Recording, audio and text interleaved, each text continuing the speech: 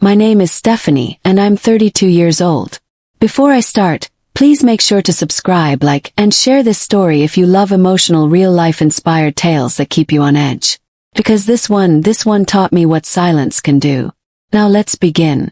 It was one of those quiet Saturday afternoons in the family house, the kind that always smelled faintly of polished wood, memories and tension. The kind of silence that comes before someone ruins it. I had come home for what was supposed to be a simple family dinner. I hadn't planned on staying long. But when my father called earlier that week saying, "We just want to talk, honey," something in his tone made me suspicious. Still I went. I guess a part of me hoped things had changed. The truth was, things between my parents and me had always been complicated. They had this uncanny way of making their problems sound like my obligations. I was the only child who had made it, as they like to say. The successful one, the one who owed them. My father, Harold, was a man of pride and poor financial decisions. My mother, Lorraine, was his echo. Soft-spoken in public, sharp and cutting in private. Together, they were like a storm that destroyed anything good I tried to build with them.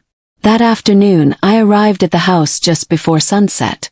The sky was pink, the garden perfectly trimmed. My father had always taken pride in appearances, especially when asking for favors. When I walked in, Mom greeted me with a kiss on the cheek. "Stephanie, darling. You look so radiant. You must have lost weight." I smiled faintly. "Hi, Mom."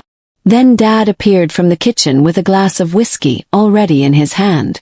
"Ah, there's my golden girl," he said, voice booming. "How's the tech world treating you?" I owned a consulting firm, a small but thriving company that built custom software solutions for healthcare startups. It took years of sleepless nights, hard lessons, and betrayal to get there. "Busy," I replied. "But good."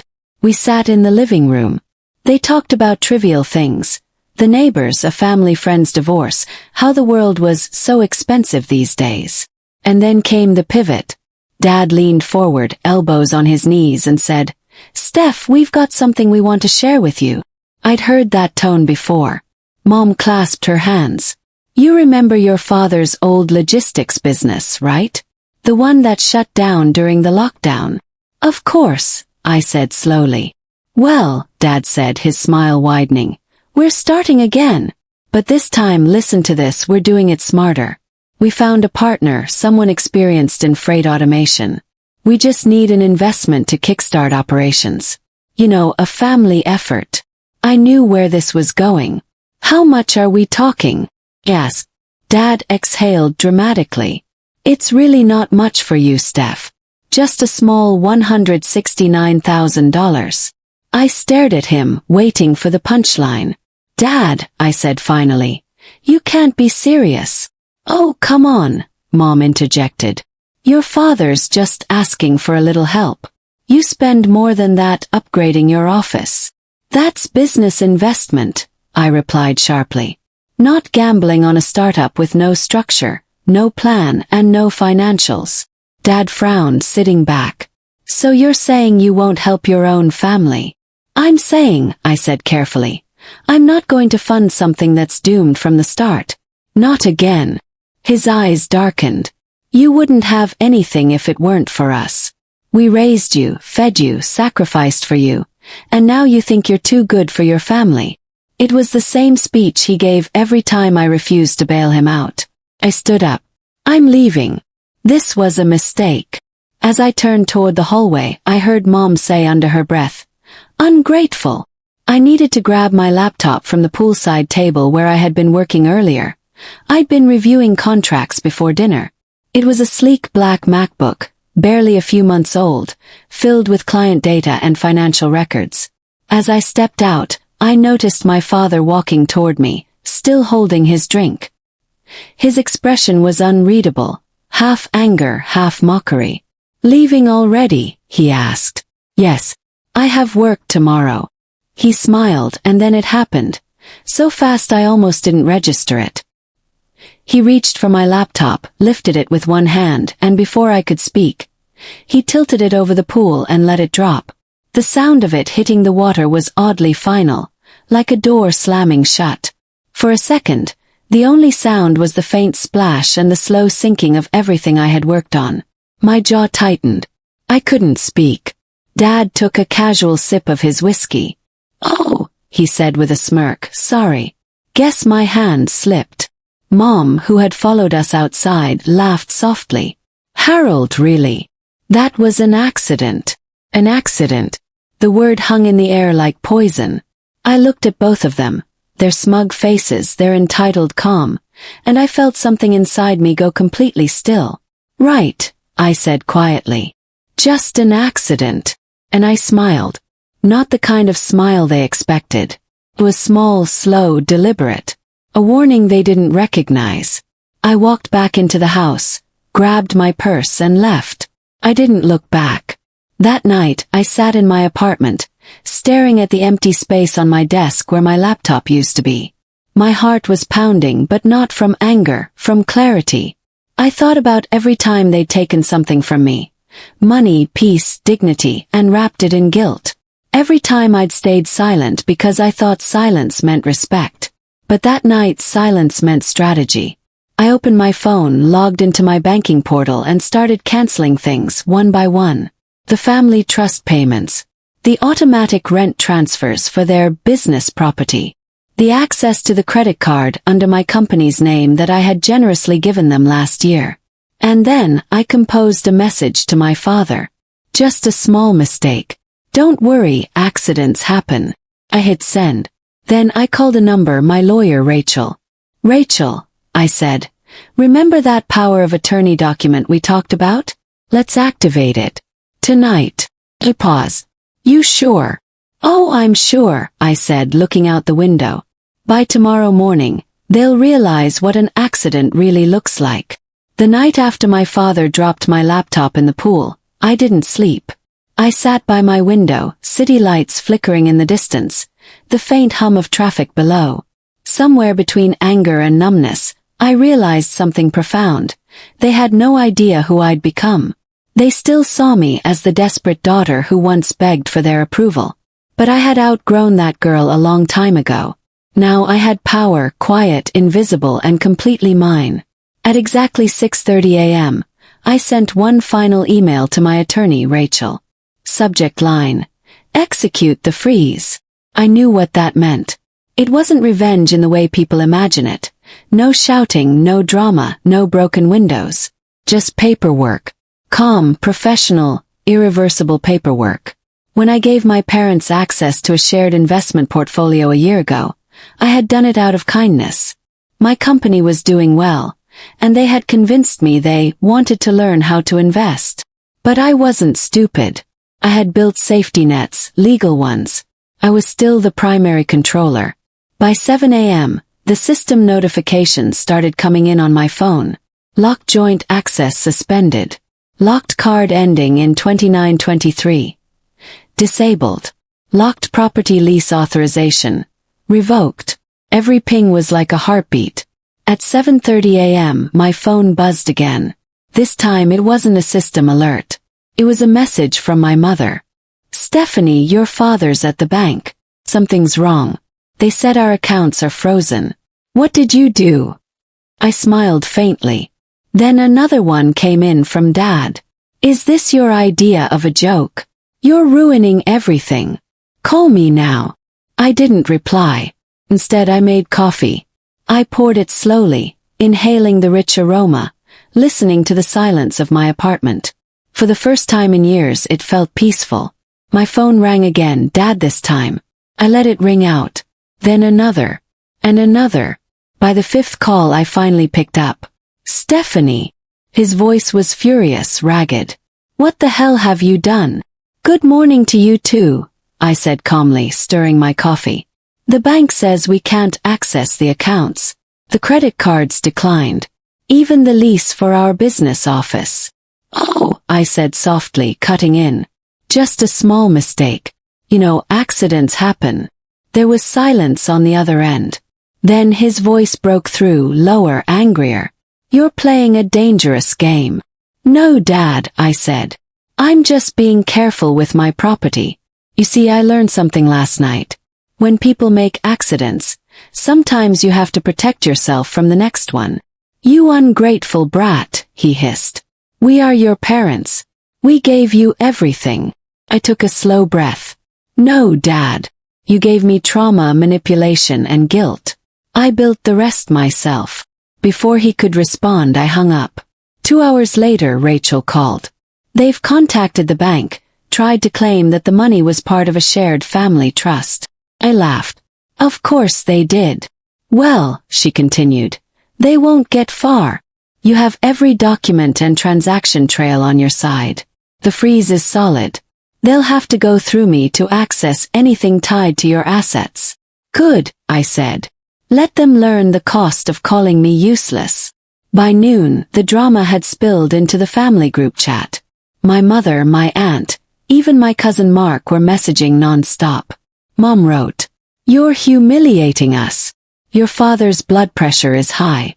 Is that what you wanted?" Mark chimed in. Dev, come on. They're old. Don't do this to them. And then my favorite from my father. You think this makes you powerful. You're nothing without family. I typed one reply and sent it. You're right. I'm nothing without family. But what you forget, Dad, is that family is supposed to be something too. I left the group. That evening Rachel called again.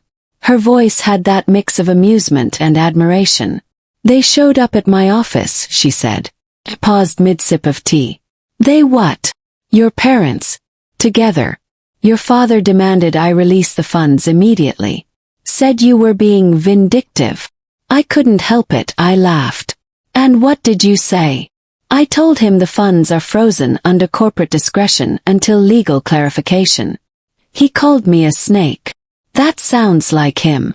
Then, she continued, your mother said, and I quote, "We'll just get the money from her company instead." So I may have hinted that the board already voted to remove them from any shared accounts. I blinked. You did that already. Of course, Rachel said cheerfully. You told me to make it thorough. I leaned back, exhaling slowly. You're an angel. No, she said softly. You're just finally standing up to the people who never respected your no. That night as I sat in bed, I thought back to every accident they'd ever caused. The time Dad used my college savings to pay off his debts. The time Mom forged my signature for a small loan. The countless times they'd humiliated me in front of relatives, saying I was too cold, too proud, too selfish. I used to believe silence meant peace. But that night silence meant justice. When I finally went to sleep, my phone was still buzzing. 21 missed calls, 8 messages.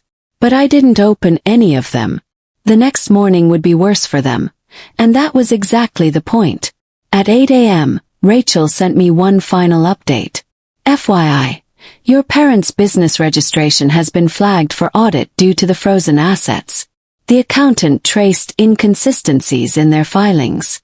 They'll be questioned soon. My heart stopped for a second, not out of guilt, but out of sheer disbelief that everything was finally falling into place. Was that me? Yes. Not directly, she said. Let's just say, karma found a legal form. I smiled, staring out my window. The sun was up now, golden and warm. For the first time in years, I didn't feel small. I didn't expect things to escalate so quickly. When I sent that one text, just a small mistake, I thought it would sting a little. I thought maybe they'd panic for a day or two, call me names, then calm down. But what happened next wasn't part of any plan. It was karma wearing my calm face. By the next morning, word had spread. The family WhatsApp group was now a war zone. Aunts were accusing me of destroying the family legacy.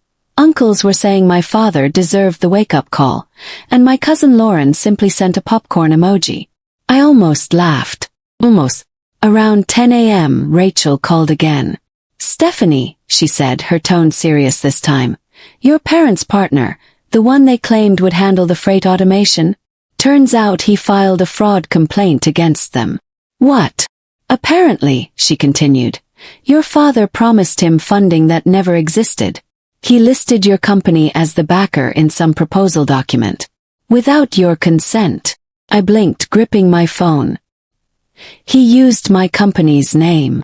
Yes, but don't worry. We've already filed a cease and desist and notified the fraud division. The investigator knows everything. For a moment, I didn't know whether to be furious or relieved. Then I realized maybe this was how it had to happen. They dug their own hole. I just stopped filling it with my money. Around noon, my mother showed up at my apartment. I saw her through the peephole first, standing there, clutching her bag, eyes red from crying. My stomach twisted. I almost didn't open the door. But something in me, maybe habit, maybe curiosity, made me turn the lock. She stepped inside, her voice trembling. "Stephanie, please. Your father is a mess. He hasn't eaten. He's furious, humiliated." "Humiliated," I repeated. "He dropped my laptop into a pool and called it an accident." "That was wrong," she admitted, tears in her eyes. "But you know him, he was angry, desperate." I crossed my arms. "And that makes it okay." Her voice broke. "We just needed help. You've become so cold. Do you even care about your parents anymore?" That one landed like a knife. Because despite everything, part of me did care. I'd spent my whole life caring. But caring had cost me years of emotional debt. So I took a deep breath and said, "Mom, caring doesn't mean letting people destroy you. Not even family." She opened her mouth, then stopped, because for once she had no words. "I didn't do this to hurt you," I continued softly. "I did this because you and Dad have to understand. I'm not your ATM. I'm not your insurance policy. And I'm not your punching bag when things go wrong." Tears rolled down her cheeks. "We were only trying to start over." I looked at her, really looked. Beneath the guilt, the fear, and the tears, there was exhaustion. Maybe even shame. "I know," I said gently. "But you tried to build your new start on my foundation. And when I said no, you destroyed my work." She looked down, her voice small. "It was an accident." I gave her a sad smile. "So was mine." That night I received an email from the bank. Subject: Notification. Audit results and account restrictions. Inside was the confirmation. The audit Rachel mentioned had found evidence of financial misrepresentation. The shared trust my parents had set up years ago was now being reviewed. The message ended with, "Pending investigation. All related accounts will remain frozen until further notice." It was over. The next morning my father finally called again. His voice was hoarse, quieter than I'd ever heard. "You won," he said simply. I didn't reply. "Happy now?" he continued. "Your mother's crying, the house is a mess, the business is gone. Are you proud of yourself?" "I didn't want to win, Dad," I said softly. "I wanted respect. You gave me a choice, lose everything again or stand up for myself. So I stood up." "You could have talked to us," he shouted. "I tried," I said. "But you only listen when it hurts." Silence filled the line. Then he said something I never expected. "I didn't think you had it in you." I smiled faintly. "That makes two of us." And then I ended the call. Weeks passed. The noise faded, the calls, the messages, the accusations. They stopped trying to guilt me. My parents sold their house to cover legal fees. The business, unsurprisingly, never launched. One afternoon I received a handwritten letter in the mail. It was from my father. "Stephanie, I don't expect forgiveness. But I want you to know that I see now what you were trying to say. I always thought control was power. You showed me that control without respect is nothing. I'm sorry for what I did. To your laptop, to your trust, and to you. Your father. Harold." I read it twice. Then I placed it in a drawer, next to the photo of us from years ago, before things got complicated. I didn't respond. Some apologies are meant to be read, not replied to. A few months later I sat on my balcony, laptop open, a new one this time, sipping tea as the sun dipped below the skyline. I wasn't angry anymore. I wasn't sad either. Just lighter. Sometimes silence isn't revenge. It's freedom. And when I thought about that message I sent, just a small mistake, I realized it wasn't about punishing them. It was about balance. They taught me chaos. I taught them consequence. A notification pinged on my screen. An email from Rachel. Everything's finalized. Clear. The audit closed in your favor. I smiled, whispering to myself, just a small mistake. Then I leaned back, closed my laptop, and watched the lights come on across the city. Because sometimes peace isn't something you beg for. It's something you create when you finally stop letting people drown you, even if they call it love. I stayed silent. That night I pressed one button, and by 7:30 a.m., they realized it was not unintentional. This is my real-life inspired story of betrayal, silence, and poetic revenge. A story about knowing your worth, setting boundaries, even when it means walking away from the people who raised you. Speech balloon, watch till the end, because the twist will leave you speechless. Sparkling heart, don't forget to like, comment, respectfully Savage Fire, and subscribe for more emotional true story narrations like this one.